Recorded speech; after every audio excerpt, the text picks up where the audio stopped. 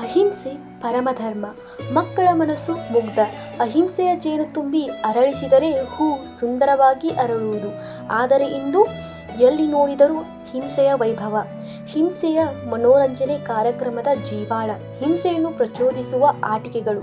ಉದಾಹರಣೆಗೆ gun, bomb, rifle. ಇಂತಹ ಆಟದ ವಸ್ತುಗಳು ಮಾರುಕಟ್ಟೆಯಲ್ಲಿ ಲಭಿಸುತ್ತವೆ.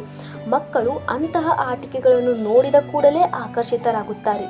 ಸಮಾಜದಲ್ಲಿ ಹಿಂಸೆ ಬೇರೂರಿ ನಿಂತಿದೆ. ದೂರದರ್ಶನದಲ್ಲಿ ತೋರಿಸುವ ದೃಶ್ಯಗಳು ಒಬ್ಬರನ್ನೊಬ್ಬರು ತಳ್ಳುವ, ಹಿಂಸಿಸುವ, ಸಾಯಿಸುವ ಮಟ್ಟದಲ್ಲಿವೆ. ಅವುಗಳನ್ನು ಮಕ್ಕಳು ನೋಡಿ ಆನಂದಿಸುತ್ತಿದ್ದಾರೆ. ಇಂದು ಸಮಾಜ ಮಾರಕ ಚರ್ಯೆ ಎನಿಸುವುದಿಲ್ಲವೇ? ಮಕ್ಕಳ ಮನಸ್ಸಿನಲ್ಲಿ ನಾವೇ ವಿಷಬೀಜ ಬಿತ್ತಿದಂತೆ ಆಗಿದೆ. ಇಂತಹ ಹಿಂಸೆಯ ಕೃತ್ಯಗಳು ಮಗುವಿನ ಒಳ ಮನಸ್ಸಿನಲ್ಲಿ ಹಾಗೆಯೇ ಉಳಿದು ಬಿಡುವುದು. ಅವನು ತನ್ನ ಸಹಪಾಠಿಗಳ ಜೊತೆ ಹೊಡಿ, ಬಡಿ, ಕಚ್ಚು ಎಂಬ ಪ್ರಕ್ರಿಯೆಗಳಿಗೆ ಇಳಿದು ಬಿಡುವನು. ಅವನ ಸಕಲ ಕ್ರಿಯೆಗಳಲ್ಲೂ ಹಿಂಸೆಯ ಕೃತ್ಯಗಳೇ ಅಧಿಕವಾಗಿ ಕಾಣಿಸಿಕೊಳ್ಳುತ್ತವೆ. ಮಕ್ಕಳು ಹದಿಹರೆಯಕ್ಕೆ ಬರುವ ಸಮಯದಲ್ಲಿ ಚೈತನ್ಯದ ಚಿಲುಮೆಗಳಾಗಿ ಕುಣಿಯಬೇಕು. ಆದರೆ ಹಿಂಸೆಯ ಚಿತ್ರಣಗಳು ಮನದ ಒಳಭಿತ್ತಿಯಲ್ಲಿ ಮೂಡಿ ಹಿಂಸೆಯಿಂದ ಮನಸ್ಸು ಹಿಂಸೆಯ ಮಡಿಲಾಗುವುದು. ಅಲ್ಲಿಂದ ಸದಾಕಾಲ ಅಗ್ನಿಕಣಗಳಂತೆ ನಿರಾಸೆ, ಖಿನ್ನತೆ, ಲಾಭಾರಸ ಉಕ್ಕುವುದು. ಚೈತನ್ಯದ ಚಿಲುಮೆಯಾಗಿ ಅರಳಬೇಕಾದ ಹಸುಗೂಸಿನ ಮನಸ್ಸು ಅಗ್ನಿಗಾಣಕ್ಕೆ ಸಿದ್ಧವಾಗುವುದು. ಇಂತಹ ದುಷ್ಟ ಮನೋರಂಜನಾ ಕಾರ್ಯಕ್ರಮಗಳ ವಿರುದ್ಧ ಹಿರಿಯರು, ಪೋಷಕರು ಹೋರಾಟ ನಡೆಯಬೇಕು.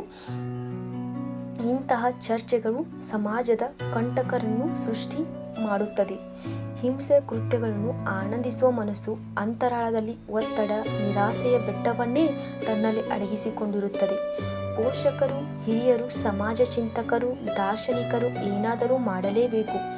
ಸಮಾಜವನ್ನು ಸುಸ್ಥಿತಿಯಲ್ಲಿ ಕಟ್ಟುವ ದಿಶೆಯಿಂದ ದಿಟ್ಟ ಹೆಜ್ಜೆಗಳನ್ನು ಹಾಕಬೇಕು. ಮಕ್ಕಳ ಅಭಿವೃದ್ಧಿಗೆ ಗಮನ ಕೊಡಿ. ಹೇಗಾದರೂ ಮಾಡಿ ಮಕ್ಕಳನ್ನು ಹಿಂಸೆಯ ಕೂಪದಿಂದ ಮೇಲಕ್ಕೆ ಎತ್ತಿ. ಇಂದಿನ ಮಕ್ಕಳು ನಾಳಿನ ನವ ಸಮಾಜದ ನಿರ್ಮಾಕೃತರು. ಅಹಿಂಸೆ ಎಂಬ ಪದದ ಅರ್ಥ ತನ್ನ ತಿರುಳನ್ನು ಕಳೆದುಕೊಳ್ಳುತ್ತಿದೆ. ಇಂದು ಮಕ್ಕಳಿಗೆ ಯೇಸು ಕ್ರಿಸ್ತ, ಮಹಾವೀರ, ಬುದ್ಧ ಮುಂತಾದ ಪುಣ್ಯ ಪುರುಷರ ವಾಣಿಯನ್ನು ತಲೆಯಲ್ಲಿ ತುಂಬಿ ಮಾರ್ಗದರ್ಶನ ನೀಡಿ. ಅಹಿಂಸಾವಾದದಿಂದ ಜಗತ್ತನ್ನು ಪ್ರೀತಿಸುವ ಹೃದಯಗಳನ್ನು ಗೆಲ್ಲಬಹುದು. ಅಹಿಂಸೆ, ಪ್ರೀತಿ ಎರಡು ಅವಳಿ ಜವಳಿ. ಜಗತ್ತನ್ನು ಗೆಲ್ಲಲು ಇರುವ ದಿವ್ಯಾಸ್ತ್ರ, ಬ್ರಹ್ಮಾಸ್ತ್ರ. ಪ್ರೀತಿಯ ತಳಪಾಯ ಅಹಿಂಸೆ. ಹಿಂಸೆಯಿಂದ ಕ್ರೌರ್ಯ, ಸಮಾಜದ ಘಾತುಕತೆ ಹಬ್ಬುವುದು. ಸಮಾಜವನ್ನು ವಿನಾಶದ ಅಂಚಿಗೆ ಕರೆದೊಯ್ಯುವ ಹಿಂಸೆಯನ್ನು ಹೊಡೆದು ಓಡಿಸಿ ಬದುಕಿಯ ಆಸರೆ ಪ್ರೀತಿ ಎಂಬ ವಿಶ್ವಾಸವನ್ನು ಎಳೆ ಮಕ್ಕಳಲ್ಲಿಯೇ ಮೂಡಿಸಬೇಕು. ಸೇವೆಯಲ್ಲಿ ದೊರಕುವ ಸುಖ ಎಲ್ಲದಕ್ಕಿಂತ ಮಿಗಿಲು. ಅಂತಹ ಸೇವೆಯ ಸೌಭಾಗ್ಯ ಎಲ್ಲರಿಗೂ ದೊರಕುವಂತಾಗಲಿ. ಪ್ರತಿಯೊಂದು ಜೀವವು ಒಂದೇ. ಅಳು, ನೋವು, ಸುಖ, ದುಃಖ, ಸಂತೋಷ ವಿಶ್ವದ ಯಾವ ಮೂಲೆಗೆ ಹೋದರೂ ಅಭಿವ್ಯಕ್ತಿ ಮಾತ್ರ ಒಂದೇ. ಕೆಲವು ದಶಕಗಳ ಹಿಂದೆ ಮಕ್ಕಳು ಪತಂಗವನ್ನು ಹಿಡಿಯಲು ಓಡಿದಾಗ ಹಿರಿಯರು ಮಕ್ಕಳಿಗೆ ಹೇಳುತ್ತಿದ್ದರು, ಮಗು, ನೀನು ಪತಂಗವನ್ನು ಹಿಡಿದರೆ ಅದಕ್ಕೆ ನೋವಾಗುವುದು. ಆಗ ಮಗು ಹಿರಿಯರ ಮಾತಿಗೆ ತಲೆದೂಗಿ ಅದನ್ನು ಬಿಟ್ಟು ಬಿಡುತ್ತಿತ್ತು. ಆಗ ಮಾತು ಸತ್ಯ. ಯಾರಿಗೂ ನಾವು ಹಿಂಸೆಯನ್ನು ಮಾಡಬಾರದು. ಆಧುನಿಕ ಸಮಾಜದಲ್ಲಿ ನಡೆಯುತ್ತಿರುವ ಹಿಂಸಾಚಾರಕ್ಕೆ ನಾವು ಧಿಕ್ಕಾರವನ್ನು ಸೂಚಿಸಿ. ಬದುಕು ಪ್ರೀತಿಯ ಸೆಲೆ. ಪ್ರೀತಿಯ ಹೃದಯದ ಜೀವ ಸೆಲೆ. ಸೆಲೆ ಇಲ್ಲದಿದ್ದ ಮೇಲೆ ಚಿಲುಮೆ ಇರದು. ಮಕ್ಕಳ ಮನಸ್ಸಿನ ಪರಿವರ್ತನೆಯನ್ನು ಹೀಗೆ ಮಾಡಬೇಕು. ಪ್ರಾಣಿಗಳನ್ನು ನೋಡಿ ಆನೆಯ ಮೇಲೆ ಜೇನುನೊಣ ತನ್ನದೇ ಆದ ರೀತಿಯಲ್ಲಿ ಸಂಭಾಷಣೆ ನಡೆಸುವುದು.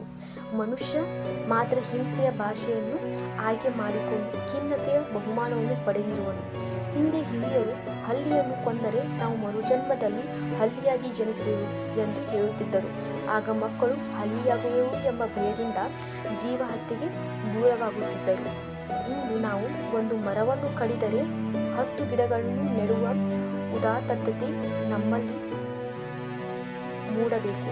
ಆಗ ಬದುಕು ಅನನ್ಯ, ಪ್ರೀತಿಯ ಹೋಬನ. ಇಲ್ಲವಾದರೆ ಬದುಕು ದುಸ್ತರ, ಬಾಳು ದುರ್ಭರ ಎನಿಸುವುದು. ಹಿಂಸೆಗೆ ನಮಸ್ಕಾರ, ಪ್ರೀತಿಗೆ ಪುರಸ್ಕಾರ ಸಿಕ್ಕಲಿ.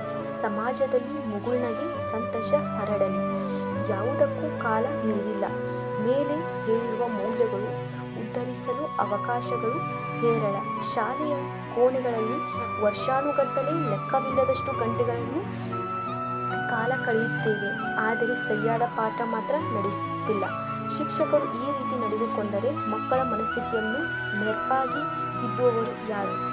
ಶಿಕ್ಷಕರು ವಿಶ್ವವನ್ನು ಕಟ್ಟುವ ನಿರ್ಮಾತೃಗಳು. ಅವರ ಜವಾಬ್ದಾರಿ ಅತ್ಯಂತ ಹಿರಿದು. ಮಕ್ಕಳ ಮನದಲ್ಲಿ ಉನ್ನತವಾದ ಕನಸುಗಳನ್ನು ಬಿತ್ತಿ ಉತ್ತಿ ಚಿನ್ನದ ಬೆಳೆಯನ್ನು ತೆಗೆಯಬೇಕು. ಆದರೆ ಎಲ್ಲ ರಂಗಗಳಲ್ಲೂ ಕ್ರಾಂತಿ ಸಾಧ್ಯ. ಪ್ರತಿಯೊಂದು ಮಗುವಿನಲ್ಲೂ ಒಬ್ಬ ಗಾಂಧಿ, ಒಬ್ಬ ಮಹಾವೀರ್, ಒಬ್ಬ ಗೌತಮ ಬುದ್ಧ, ಮತ್ತೊಂದು ಮಗುವಿನಲ್ಲಿ ಸುಭಾಷ್ ಚಂದ್ರ ಬೋಸ್ ಇದ್ದಾನೆ ಎಂದು ಗಣನೆಗೆ ತೆಗೆದುಕೊಳ್ಳಿ. ಅಂದು ದೇಶ ಪ್ರೇಮಿಗಳು, ಸ್ವಾತಂತ್ರ್ಯ ಯೋಧರು, ಸಮರವೀರರನ್ನು ರೂಪಿಸಿದ್ದು ಇದೇ ಶಿಕ್ಷಕರು ಎಂದು ಇಂದಿನ ಆಧುನಿಕ ಯುಗದ ಶಿಕ್ಷಕರು ಮರೆಯಬಾರದು. ಆ ಮಹಾನ್